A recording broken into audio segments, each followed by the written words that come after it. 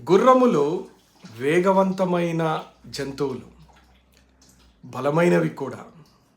కష్టకాలములో అవి రాజులను రక్షించుటకు ఎంతో సహాయపడతాయి. రాజులు కూడా గుర్రముల మీద అపారమైన నమ్మకం పెట్టుకుంటారు. వాటిని ఎంతో జాగ్రత్తగా పెంచి పోషించి అలవాటు చేసుకుంటారు.